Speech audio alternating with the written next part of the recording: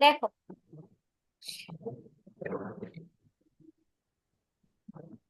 এই রোগ বিষকে আমি আর ভাবলাম তোমার ফোনের চার্জ শেষ নাকি, কখন আসবে।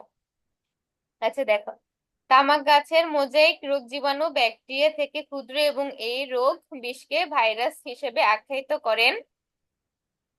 আচ্ছা কি বললো, আমরা পড়তেছিলাম হচ্ছে দিমিত্রি আইভোনসি কোনো ভাইরাস শনাক্ত করতে পারেননি, তবু তাকে ভাইরাসের জনক বলা হয়। তাহলে খেয়াল করো, আমাদের দিমিত্রি আইভোনেসি এ হচ্ছে ভাইরাসের আবিষ্কারক। সরি, আবিষ্কারক ভাইরাসের আবিষ্কারক হচ্ছে দিমিত্রি আইভোনসি, চিহ্নিত করা হয়। তারপরেও 1898 সালে, আমি বলছিলাম যে সাল করতে হবে না, সাল যেখানে পাবো সেটা বাদ দিব। 1898 সালে আরেক হল্যান্ড বিজ্ঞানী মার্টিনাস বেইজেরিং তামাকের মোজাইক রোগের জন্য ভাইরাসকে টোবাকো মোজাইক ভাইরাস বা টিএমভি নামে উল্লেখ করেন। তাহলে বেইজেরিং উল্লেখ করেন টোবাকো মোজাইক ভাইরাস।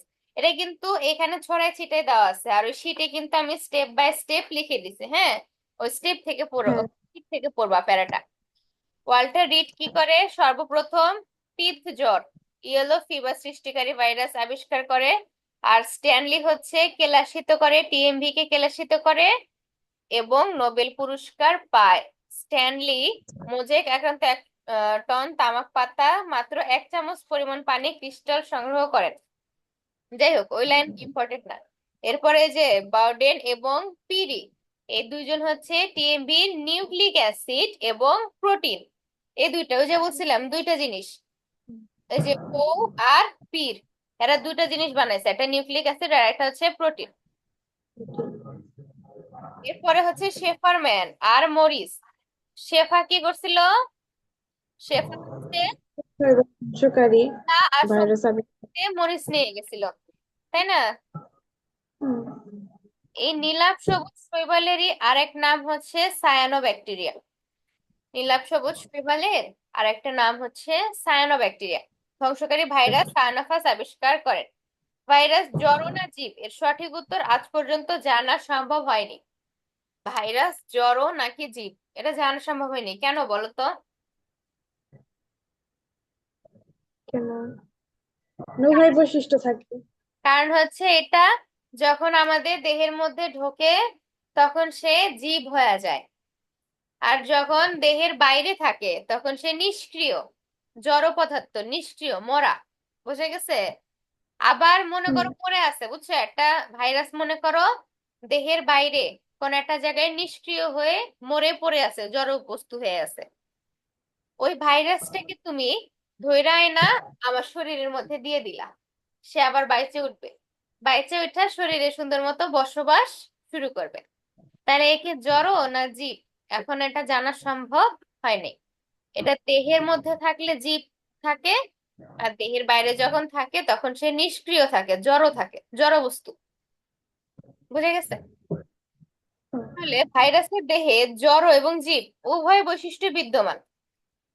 তাহলে এখন যদি মনে করো একজন বলছে যে ভাইরাস কি জড় নাকি জীব, মানুষ জিজ্ঞেস করছে যে ভাই বলেন ভাইরাস কি জড় না জীব, তখন ফ্রান্সের নোবেল বিজয়ী বিজ্ঞানী লো, বিজ্ঞানী লো, সে বলছে ভাইরাস জড়ও না, ভাইরাস জীবও না, ভাইরাস ভাইরাসই।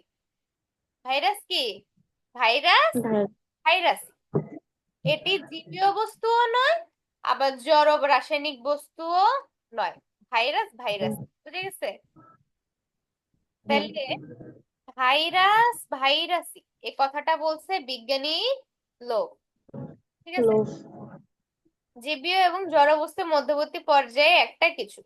তাহলে বিজ্ঞানী গেল, গেল সৃষ্টি করছিল এইচআইভি, ওই যে হিরোগিরি দিয়ে মনে রাখছিলাম, হিরোগিরি, হিরোতে এইচআইভি, গেলতে গিরিতে গেল। তারপর হুম। হার্ভে এ আবিষ্কার করছে হেপাটাইটিস সি ভাইরাস, এটা কিন্তু নীরব ঘাতক ব্যাধি। হেপাটাইটিস সি নীরব ঘাতক ব্যাধি, কারণ হেপাটাইটিস সি হইলে মানুষের জানা যায় না, বুঝতে পারে না। মনে করো আমার হেপাটাইটিস সি হইছে, কিন্তু আমি বুঝবো না, বুঝতে পারি না যে আমি হেপাটাইটিস সি আক্রান্ত। যে মুহূর্তে আমি বুঝতে পারবো যে আমি অসুস্থ, আমার শরীরটা খারাপ লাগতেছে, ডাক্তারের কাছে গেলাম, ডাক্তার পরীক্ষা করে বললো যে আপনার হেপাটাইটিস সি হয়েছে, তখন আর কিছু করার নাই। তখন হাজার ওষুধ খাইলেও কি, কিছু করলেও কি, মরে যাবে। বুঝছো? এর জন্য হেপাটাইটিস সি কে বলে নীরব ঘাতক। হেপাটাইটিস সি যার একবার হয় সে বাঁচে না, সে মারা যায়, তার বাঁচার কোনো চান্স নাই। তাহলে হারবে পরে হচ্ছে জি। হেপাটাইটিস সি, দুইটাই হচ্ছে এইচ এইচ, হারবেও এইচ, হেপাটাইটিসও এইচ। এই এরপরে হচ্ছে বাউডেন আর পিরি ভাইরাসের রাসায়নিক প্রকৃতি বর্ণনা করেন। রাসায়নিক মানে কি? ভাইরাসটা কি দিয়ে তৈরি? প্রোটিন দিয়ে তৈরি আর নিউক্লিক অ্যাসিড দিয়ে তৈরি। এই শেষ। তারপর হচ্ছে 2019 সাল শেষ দিকে নোবেল করোনা ভাইরাস আবিষ্কৃত হয়। এ পর্যন্ত 5,000 ধরনের ভাইরাসের বর্ণনা করা হয়েছে। গেল। তাহলে এই যে এই পুরা জিনিসটা তুমি রিডিং দিবা আর পড়বা ওই শীট থেকে, ঠিক আছে? ওই যে শীটটা, আচ্ছা। শীটটা থেকে পড়বা। এখন আমরা পরের জায়গায় আসি। আবাসস্থল। উদ্ভিদ, প্রাণী, ব্যাকটেরিয়া, সায়ানোব্যাকটেরিয়া, ছত্রাক, একাইনোমাইটিস প্রভৃতি জীবদেহের সজীব কোষে ভাইরাস সক্রিয় অবস্থায় অবস্থান করতে পারে। নিষ্ক্রিয় অবস্থায় বাতাস, মাটি, পানি প্রায় সব জায়গায় জড়ো মাধ্যমে ভাইরাস অবস্থান করে। অর্থাৎ এখানে বুঝাইলো যখন উদ্ভিদ, প্রাণী, ব্যাকটেরিয়া এগুলোর মধ্যে ভাইরাস থাকে তখন সে সজীব। হ্যাঁ। আর অন্যান্য জায়গায় যখন মাটি, পানি, বাতাস সেগুলাতে থাকে তখন সে নিষ্ক্রিয়, জড়। হ্যাঁ, হ্যাঁ। বুঝছো তো? কাজেই জীব হ্যাঁ। ও জড় উভয় পরিবেশই ভাইরাসের আবাস। ভাইরাস জীবেও থাকে, মানে জীবও থাকে, জড়ও থাকে। পরীক্ষার মাধ্যমে দেখা গেছে 1 চামচ সমুদ্রের পানিতে 1 মিলিয়ন ভাইরাস থাকে। বুঝে গেছে? 1 চামচ সমুদ্রের পানিতে 1 মিলিয়ন ভাইরাস থাকে। জীববিজ্ঞানে একটি গুরুত্বপূর্ণ শাখার নাম হচ্ছে ভাইরোলজি, অর্থাৎ যেই শাখায় ভাইরাসের আকার, গঠন, বংশবিস্তার, রোগতত্ত্ব ইত্যাদি নিয়ে আলোচনা করা হয় তাকে বলে ভাইরোলজি। আর ভাইরোলজির জনক হচ্ছে বিজ্ঞানী স্ট্যানলি। এটা ওই হুম। শীটের মধ্যে আছে, ওই যে যে শীটটা দিলাম ওইখানে আছে, হ্যাঁ। ভাইরোলজির জনক হচ্ছে স্ট্যানলি। জি। পরে আসো আয়তন। তো ভাইরাস কই থাকে? ভাইরাস সব জায়গায় থাকে, সমুদ্রে পানি বলো, মাটি বলো, বা মানুষের শরীর, সব জায়গাতেই থাকে। তাহলে ভাইরাস অতি আণুবীক্ষণিক, ইলেকট্রন অণুবীক্ষণ যন্ত্র ছাড়া এদেরকে দেখা যায় না। অতি আণুবীক্ষণিক। ভাইরাসের গড় ব্যাস, ভাইরাসের ব্যাস কত? 8 থেকে 300 ন্যানোমিটার। 8 থেকে 300 ন্যানোমিটার, অনেক ছোট। ভাইরাস সাধারণত 12 ন্যানোমিটার। দেখো, 12 ন্যানোমিটার কোনটা?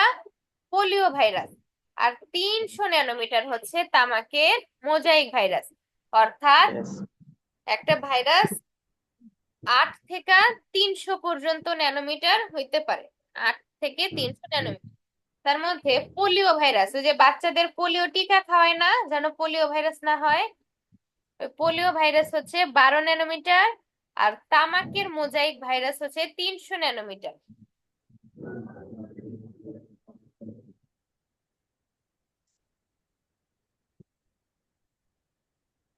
তুমি এটা মনে রাখতে পারো যে 12 হচ্ছে পোলিও, আর তামাক, এটা কি ত না?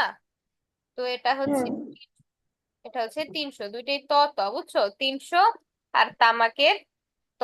হ্যাঁ, এভাবে এটা মনে রাখতে পারো যে তামাকের মোজাইক ভাইরাস হচ্ছে 300 ন্যানোমিটার, আর পোলিও হচ্ছে, এমনিতেই মনে রেখো এটা 12। এরপরে আছে গবাদি পশুর ফুট অ্যান্ড মাউথ রোগ। দাঁড়াও, এটা আমি মুছা দিই, দেখছো তো? এরপরে মুছা দিই, না হলে পরের লেখা দেখা যায় না। গবাদি পশুর ফুট অ্যান্ড মাউথ রোগ সৃষ্টিকারী ভাইরাস হচ্ছে সব থেকে ক্ষুদ্র, অর্থাৎ সবচেয়ে ছোট, সব থেকে ক্ষুদ্র। এটা হচ্ছে 8 থেকে 12 ন্যানোমিটার। এটা কত? 8 থেকে 12। ভাইরাসটার নাম হচ্ছে ফুট অ্যান্ড মাউথ রোগ। এটা হচ্ছে গরুর পায়ে অথবা মুখে হয় ফুট অ্যান্ড মাউথ রোগ বা ভাইরাস। এটা হচ্ছে 8 থেকে 12 ন্যানোমিটার। এটা হচ্ছে সব থেকে ছোট। আর সব থেকে বড় ভাইরাস হচ্ছে ভ্যাকসিনিয়া ও ভ্যারিওলা। এটা হচ্ছে 280 থেকে 300, এটা হচ্ছে বড় ভাইরাস। এর আগেটা ছিল ছোট, এটা হচ্ছে বড়। ভ্যাকসিনিয়া এবং ভ্যারিওলা এটা হচ্ছে 280 থেকে 300। গোলালুর মোজাইক ভাইরাস, গো বসন্তের ভাইরাস, এগুলা আরো বৃহৎ আকৃতি, অর্থাৎ এগুলা আরো বড়। ঠিক আছে। হুম। এখন দেখো শেপ, কিছু কিছু আহ ভাইরাসের মানে দৈহিক গঠন, শেপটা কি, এটা পড়া লাগবে না। এই জিনিস পড়া লাগবে না বায়োলজিতে, এটা জাস্ট দিছে যারা হিসাব বোঝে না সেই জন্য। তোমার তো হিসাব বোঝা দরকার নেই, তুমি খালি মুখস্থ করবা যে টোবাকো মোজাইক ভাইরাস বা তামাকের মোজাইক ভাইরাস এটা হচ্ছে 300, এভাবে করে মুখস্থ করবা। এরপরে দেখো ভাইরাসের প্রকৃতি।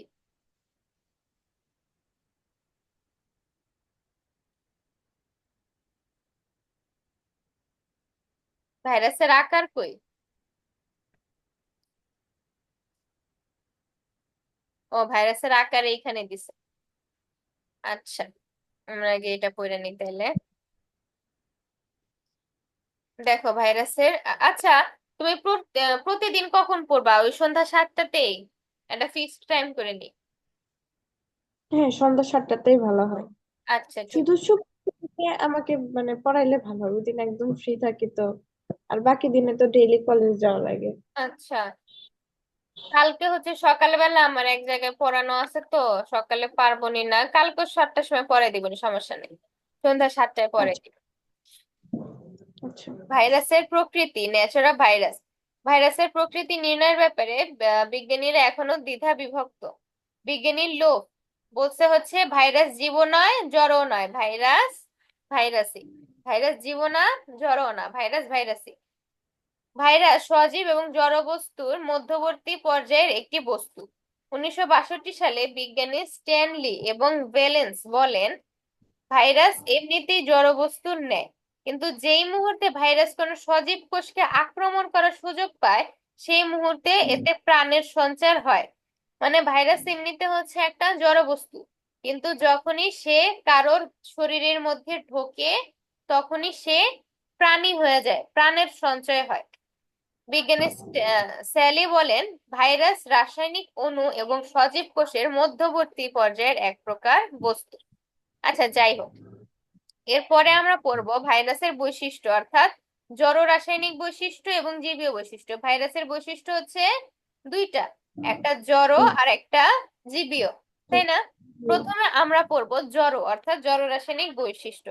এখানে দেখবা সবকিছুতে থাকবে না, এখানে সবকিছুতে থাকবে না, তারপরে নেই, সবকিছুতে হচ্ছে তোমার ন থাকবে, সবকিছুতে ন থাকবে। দেখো পড়লে বুঝবা।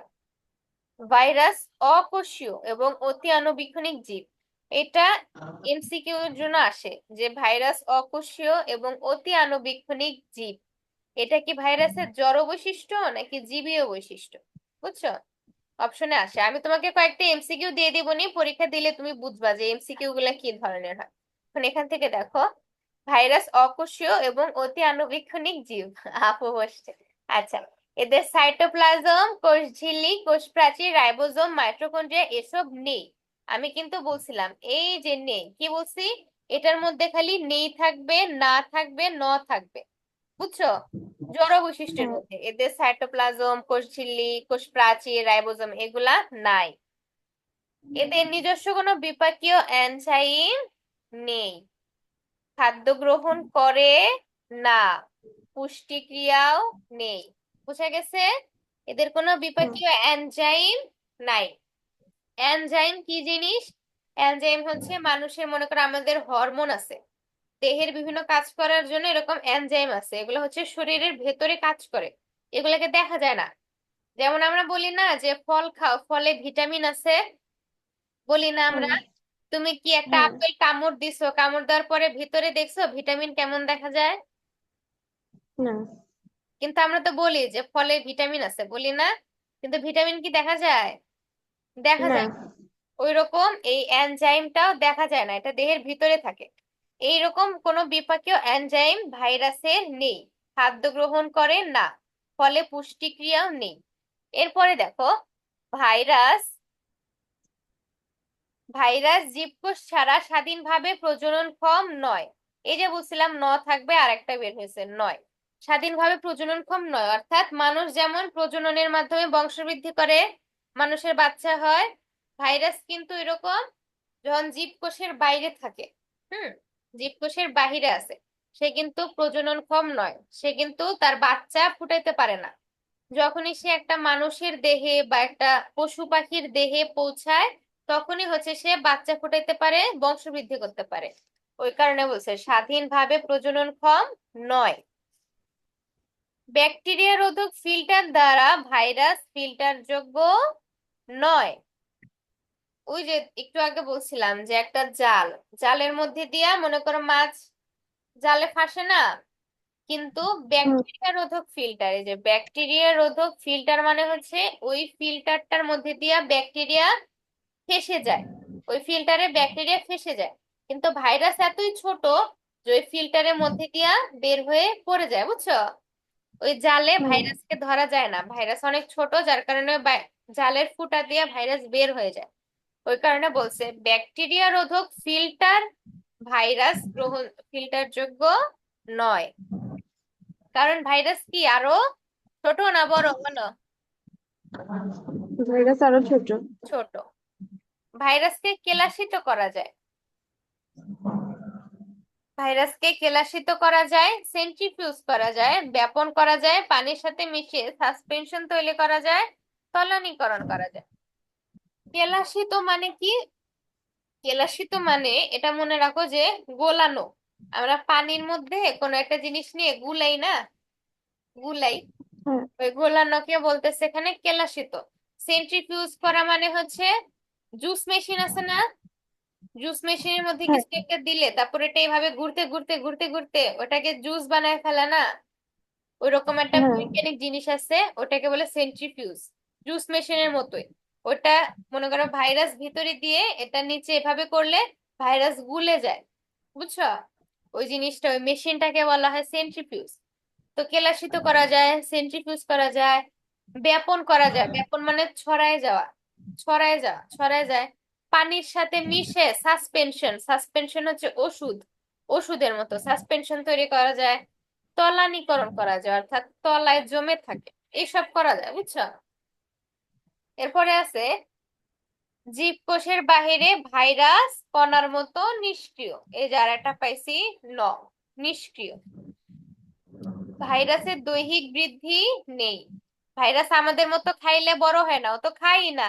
এই যে উপরে আছে খাদ্য গ্রহণ করে না, এই যে উপরে আছে, এই যে এখানে আছে হুম। খাদ্য গ্রহণ করে না, পুষ্টিক্রিয়া নাই, এর মানে এর দৈহিক বৃদ্ধিও ঘটে না। তারপরে যদি দেখি পরিবেশের উদ্দীপনায় সাড়া দেয় না, ঠিক আছে, সব হচ্ছে না। তারপর ভাইরাস রাসায়নিকভাবে প্রোটিন ও নিউক্লিক অ্যাসিডের সমাহার মাত্র, এর মধ্যে খালি আছে প্রোটিন আর নিউক্লিক অ্যাসিড। ভাইরাস অ্যাসিড ক্ষার লবণ প্রতিরোধে সক্ষম এবং অ্যান্টিবায়োটিক এদের দেহে কোনো রূপ ক্রিয়া সৃষ্টি করতে পারে না। অ্যান্টিবায়োটিক এদের দেহে কোনরূপ প্রতিক্রিয়া সৃষ্টি করতে পারে না। হুম। অর্থাৎ অ্যান্টিবায়োটিক কি জিনিস? মনে করো আমাকে ব্যাকটেরিয়া অ্যাটাক করছে, ব্যাকটেরিয়া অ্যাটাক করছে আমাকে, ব্যাকটেরিয়া, তখন অ্যান্টিবায়োটিক খেলে আমার দেহের ব্যাকটেরিয়াটা মরে যাবে, আমি সুস্থ হয়ে যাব। কিন্তু আমাকে অ্যাটাক করছে ভাইরাস, তাহলে কি আমি অ্যান্টিবায়োটিক খেলে হবে? হবে না। না। এই বলছে যে অ্যান্টিবায়োটিক এদের দেহে কোনো রূপ প্রতিক্রিয়া সৃষ্টি করতে পারে না। এই গেল আমাদের জড় বৈশিষ্ট্য। এখন আমরা পড়ি জীবীয় বৈশিষ্ট্য, ভাইরাসের জীবীয় বৈশিষ্ট্য। এটা কিন্তু সৃজনশীলের জন্য আসে, সেজন্য মুখস্থ করবা, ঠিক আছে? দুইটাই আসে, জড় বৈশিষ্ট্য আসে, জীবীয় বৈশিষ্ট্য আসে। পোষক কোষের অভ্যন্তরে ভাইরাস সংখ্যা বৃদ্ধি করতে পারে। পোষক কোষ মানে কি?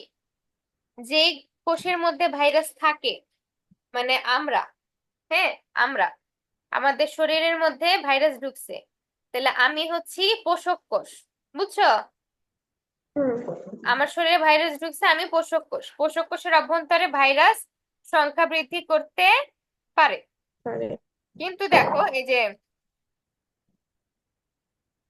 পোষক কোষের বাইরে অর্থাৎ জীবকোষের বাইরে সাহায্য ছাড়া কিন্তু স্বাধীনভাবে প্রজননক্ষম নয়। দেখছিলা যে স্বাধীনভাবে প্রজননক্ষম নয়, কিন্তু Right. যখনই এটা পোষক কোষের ভিতর ঢুকবে তখন সে সংখ্যা বৃদ্ধি করতে পারবে। নতুন সৃষ্ট ভাইরাসে মাতৃভাইরাসের বৈশিষ্ট্য বজায় থাকে, অর্থাৎ একটি ভাইরাস তার অনুরূপ ভাইরাস সৃষ্টি করতে পারে। অর্থাৎ মা যেমন, ভাইরাসের বাচ্চাও তেমন, অর্থাৎ মা ভাইরাস যেমন, বাচ্চা ভাইরাসও তেমনই। ভাইরাসের দেহে হুম, জেনেটিক বস্তু ডিএনএ এবং আরএনএ এবং প্রোটিন থাকে। এই যে নিউক্লিক অ্যাসিড দেখছিলাম না আমরা, কই এই যে দেখছি যে ভাইরাসে থাকে হইলো প্রোটিন, ভাইরাসে থাকে হইলো প্রোটিন এবং নিউক্লিক অ্যাসিড। এই নিউক্লিক অ্যাসিডটা কিসের মধ্যে থাকে? নিউক্লিক অ্যাসিডটা থাকে ডিএনএ অথবা আরএনএ এর মধ্যে। নিউক্লিক অ্যাসিডটা কই থাকে? ডিএনএ অথবা DNA আরএনএ, যে কোনো একটা থাকবে। মনে রাখো যে কোনো একটা থাকবে, দুইটা কিন্তু একসাথে থাকে না, হয় ডিএনএ থাকবে নাহলে আরএনএ থাকবে। আর ডিএনএ আরএনএ এর মধ্যে হচ্ছে প্রোটিন থাকে। ডিএনএ এর পুরা নাম কি বলতে পারবা? এসএসসি তে ছিল এটা। ডিরাইবোনিউক্লিক অ্যাসিড। হ্যাঁ, ওই যে তুমি বললা না নিউক্লিক অ্যাসিড, ওইটাই কিন্তু এখানে হুম, এই যে নিউক্লিক অ্যাসিড। আর আরএনএ এর পুরাটা হচ্ছে ribose nucleic acid. Ribonucleic acid. আর একটা হচ্ছে প্রোটিন। এগুলো হচ্ছে ভাইরাসের দেহে থাকে। এরপরে হচ্ছে ভাইরাস, আহ, কি হইলো,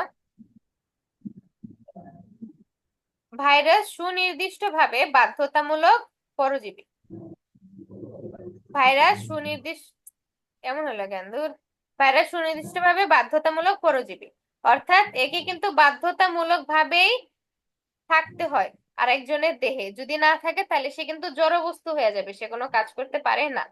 ভাইরাস পরিব্যক্তি ঘটাতে পারে এবং প্রকরণ তৈরি করতে সক্ষম। পরিব্যক্তি মানে কি? ম্যাচিওর হওয়া। মনে করো ঝড় বৃষ্টি হইলো, তাও তুমি ভালো আছো, এটাকে বলে পরিব্যক্তি। যেমন ভাইরাস হচ্ছে পরিব্যক্তি ঘটাতে পারে, মিউটেশন ঘটাতে পারে। মিউটেশন মানে হচ্ছে, মনে করো তুমি ওষুধ খাইছো, হ্যাঁ, তুমি একবার ওষুধ খাইছো, তোমার দেহে যে ভাইরাসটা আছে সে মরে গেছে, তার যে বাচ্চা আছে তারা হচ্ছে মিউটেশন করবে, তারা আরো স্ট্রং হবে। এরপরে তুমি ওষুধ খাবা আর কাজ করবে না, ওষুধ খাবা আর কাজ করবে না, তারা আরো শক্তিশালী হয়ে গেছে, এটাকে বলে মিউটেশন। আর প্রকরণ, প্রকরণও ওইরকমই, ওই মিউটেশনের মাধ্যমে যে শক্তিশালী জিনিসটা তৈরি হয়, শক্তিশালী হুম, ভাইরাসটা তৈরি হয়, সেটাকে বলতেছে প্রকরণ। এদের অভিযোজন ক্ষমতা আছে। অভিযোজন ক্ষমতা মানে টিকে থাকা। অভিযোজন ক্ষমতা মানে হচ্ছে টিকে থাকা। অভিযোজন ক্ষমতা মানে টিকে থাকা, অর্থাৎ ওই যে তুমি ওষুধ খেতেছো যা করতেছো তারপরেও টিকে আছো, এটাকে বলতেছে অভিযোজন ক্ষমতা। এদের জিনগত পুনর্বিন্যাস ঘটতে দেখা যায়। নোভেল করোনা ভাইরাসের জিনোমে ডিলিশন ঘটতে দেখা যাচ্ছে, যা সংক্রমণ হ্রাস করে। এর নতুন নতুন প্রকরণ সৃষ্টি হচ্ছে। প্রাণ রসায়নবিদ জড় ভাইরাসের এখানে যে কথাটা বললো যে নোভেল করোনা ভাইরাস যেটা আছে, ওটা নতুন নতুন প্রকরণ সৃষ্টি হইতেছে, নতুন নতুন প্রকরণ সৃষ্টি হইতেছে, যার কারণে সে আরো শক্তিশালী হচ্ছে। ওষুধ দিলেও কাজ করবে না এরকম। প্রাণ রসায়নবিদ ভাইরাসের জড় বৈশিষ্ট্য সমূহকে প্রাধান্য দেন। প্রাণ রসায়নবিদ কারা? যারা ওই যে সব ভাইরাস নিয়ে গবেষণা করে তারা। আর অণুজীব বিজ্ঞানীরা ভাইরাসের জীব বৈশিষ্ট্য সমূহকে প্রাধান্য দেন। এজন্য ভাইরাস হচ্ছে জীব এবং জ্বরের মধ্যে সেতু বন্ধন। এটা মনে রাখো, এটার ইম্পর্টেন্ট লাইন হচ্ছে এইটা। ভাইরাসকে জীব এবং জ্বরের সেতু বন্ধন বলে। বলে।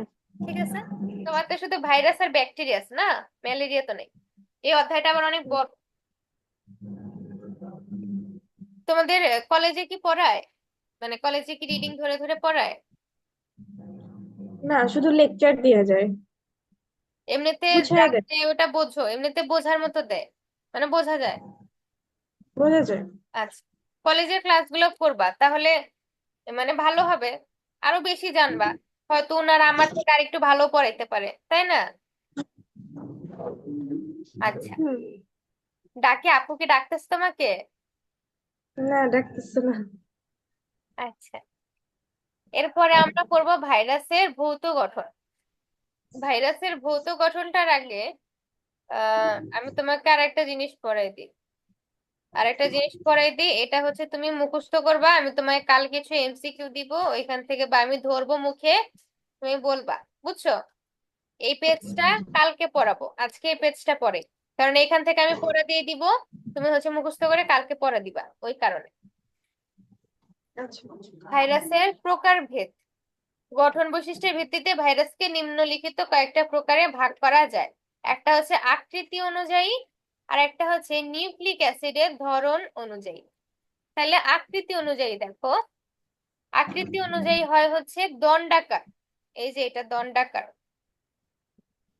এই যে এটা দেখতেছো, দণ্ডাকার, একটা লাঠি। হুম। এটা হচ্ছে লাঠি, হুম। আমাদের টিএমভি ভাইরাস, যেটা হচ্ছে দণ্ডাকার। এ দেখো এখানে লেখা আছে দণ্ডাকার, টিএমভি। হ্যাঁ।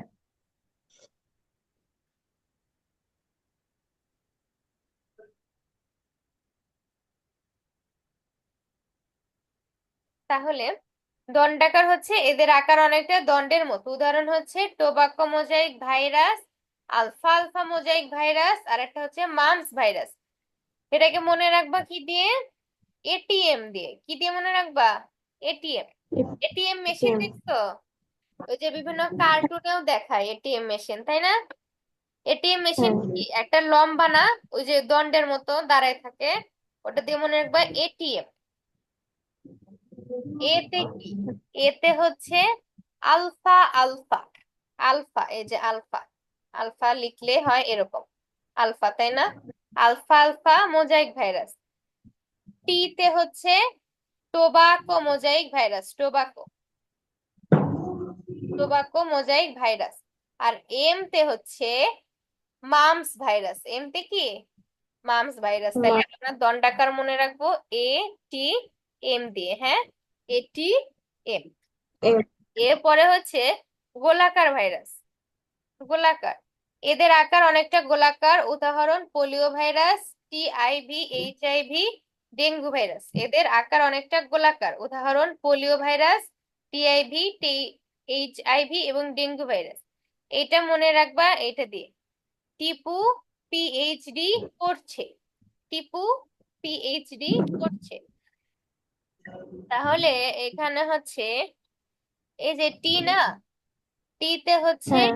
টিআইভি, টি তে হচ্ছে টিআইভি, খেয়াল করো, এটা কিন্তু টিআইভি। আর টোবাকো মোজাইক যেটা, ওটা কিন্তু টি এম ভি, হ্যাঁ, এটা কিন্তু টি এম ভি, আর এটা হচ্ছে টিআইভি। আর ভি। টি পু, এই যে পু, যে পুতে হচ্ছে পোলিও ভাইরাস, পুতে হচ্ছে পোলিও, পোলিও ভাইরাস। বুঝতেছো? তারপর অথবা এটা দিয়ে মনে রাখতে পারো যে পি তে পোলিও ভাইরাস, আর এইচ তে হচ্ছে এইচআইভি, ডি তে হচ্ছে ডেঙ্গু। অর্থাৎ টিপু পিএইচডি করছে। আমি তোমাকে এই পিডিএফটা আছে না, এই যে আমি যে পড়াইতেছি, হ্যাঁ, এই পিডিএফটা তোমার ইয়াতে দিব, আচ্ছা হোয়াটসঅ্যাপে দিয়ে দিবনি। এখান থেকে আর একটু পড়ে রাখো, এই যে এই ইয়ার খোলার জন্য, কারণ তোমার বইতে তো লেখা নাই। আর না। ক্লাস রেকর্ড, এই ক্লাসের রেকর্ড আমি কি রেকর্ড দিছি, দাঁড়াও তো, এই ক্লাসের রেকর্ড আর এই পিডিএফ এগুলো হচ্ছে আমি দিব টেলিগ্রামে, তুমি তো টেলিগ্রাম থেকে দেখে নিও কিন্তু। হোয়াটসঅ্যাপে দাও আচ্ছা, না, ঠিক। সমস্যা, হোয়াটসঅ্যাপে যায় না, সময় লাগে অনেক, টেলিগ্রামে তাড়াতাড়ি যায়। আচ্ছা, ও। আচ্ছা। এরপরে হচ্ছে ঘনক্ষেত্রকার বা বহুভুজাকার। গোলাকার তো বুঝছোই, গোল। আর ঘনক্ষেত্রকারে যে এরকম,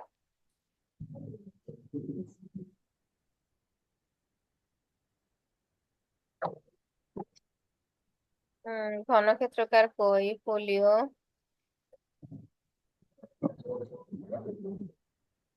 দ্বারা দেখি ঘনক্ষেত্রকারের উদাহরণ কি কি দিছে। হারপিস আর ভ্যাকসিনিয়া, এই যে এইটাই যেটা ভাবতেছিলাম, এইটাই। এটা হচ্ছে ঘনক্ষেত্রকার, বুঝছো? এটা হচ্ছে ঘনক্ষেত্রকার, এই যে এরকম, এরকম হয়ে আছে, যে এটা হচ্ছে ঘনক্ষেত্রকার। আচ্ছা। ঘনক্ষেত্রকার হচ্ছে এগুলা দেখতে পাউরুটির মতো। তাহলে ঘনক্ষেত্রকার কিসের মতো দেখতে? পাউরুটির মতো। হ্যাঁ। এটা হচ্ছে হারপিস ভ্যাকসিনিয়া, হারপিস ভ্যাকসিনিয়া। তুমি এটা মনে রাখবা হা ভা দিয়ে, হা ভা। মনে করো যে হা ভা পাউরুটি খায়, হ্যাঁ, এটা হচ্ছে ঘনক্ষেত্রকার বা বহুভুজাকার হাবা। হাতে হচ্ছে হারপিস, ভাতে হচ্ছে ভ্যাকসিনিয়া। এরপর হচ্ছে ভ্যাঙাচি আকার। ভ্যাঙাচি আকার হচ্ছে মাথা এবং লেজ দুই অংশে বিভক্ত, এই যে এগুলা,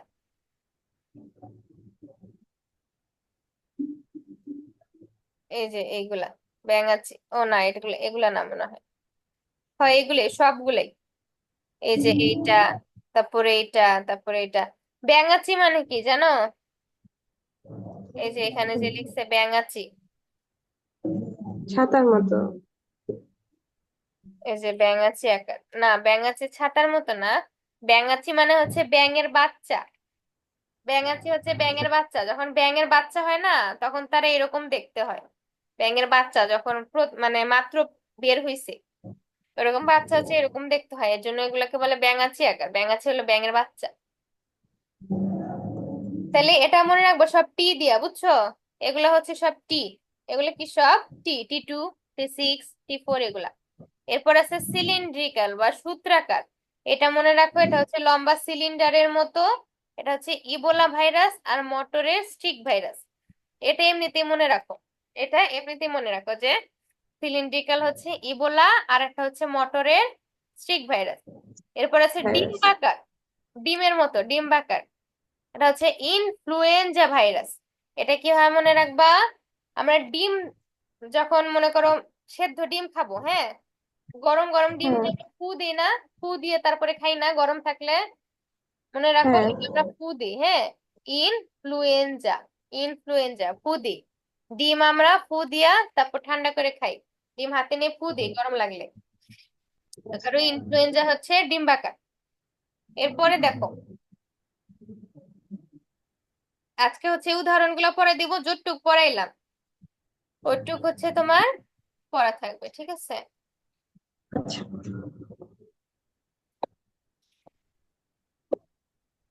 এরপরে হইলো নিউক্লিক অ্যাসিড। নিউক্লিক অ্যাসিড মানে কি? ডিএনএ আর একটা হচ্ছে আরএনএ। আমি বলছিলাম যে ভাইরাসের মধ্যে যে কোনো একটা থাকবে, হয় ডিএনএ থাকবে, না হইলে আরএনএ আর থাকবে।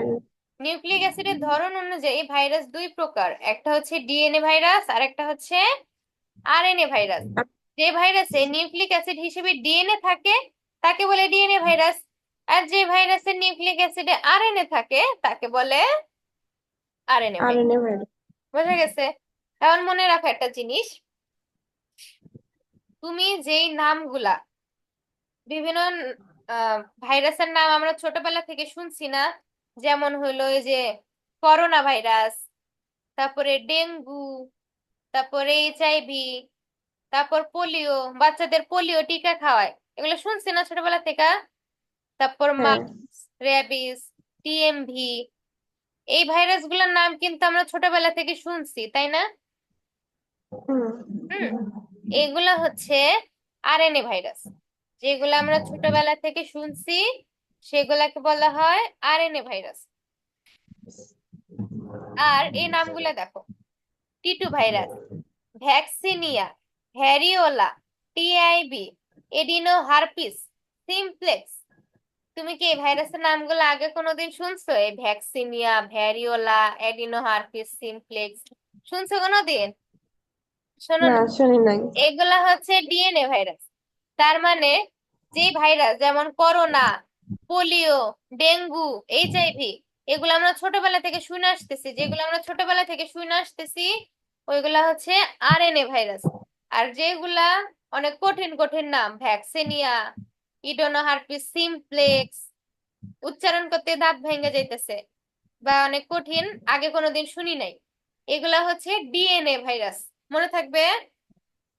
হ্যাঁ, মনে কেন থাকবে। বললাম? কারণ মনে করো আসবে পরীক্ষায় যে এডিনো হার্পিস সিমপ্লেক্স, এটা কি ভাইরাস? ডিএনএ, আরএনএ, উভয়ই, কোনোটি নয়, এমন। তখন তুমি কোনটা দাগাবা? ডিএনএ দাগাবা। বুঝা গেছে? এমসিকিউ এর জন্য। হ্যাঁ। এরপরে দেখো,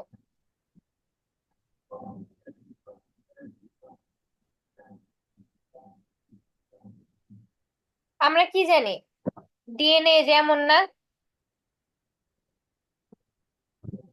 হ্যাঁ, এমন না, ডিএনএ অনেকটা, মানে আমার আঁকা তো ভালো হইলো না, কিন্তু বুঝছো তো। ডিএনএ দেখছো না? দুই। এই যে এরকম হ্যাঁ, থাকে। দেখছি।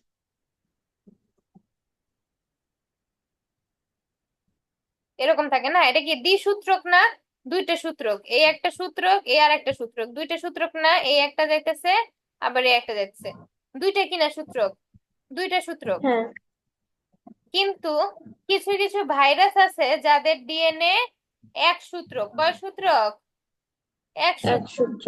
সেই ভাইরাসের নাম হচ্ছে কোলিফাস। তুমি খালি মনে রাখো কোলিফাস, এটা এমসিকিউ তে আসবে, খালি মনে রাখো কোলিফাস। সেই ভাইরাসের নাম কি? কোলিফাস। পলি আর আমরা জানি পলিহাস। আরএনএ। আরএনএ কিন্তু এই যে এমন, আরএনএ এমন এক সূত্র, বুঝছো? আরএনএ এক সূত্র। হ্যাঁ। কিন্তু কিছু কিছু ভাইরাসের আরএনএ আছে দ্বিসূত্রক। সেটা কি ভাইরাস? রিও ভাইরাস, ধানের বামন ভাইরাস, এই দুইটার হচ্ছে আরএনএ দ্বিসূত্রক। কয়দিন আগে এই রিও ভাইরাসের নাম শুনছিলে কিনা? রিও ভাইরাস ছড়াই পড়ছিল বাংলাদেশে কয়েকদিন আগে, যে শুনছিলা? শুনুন।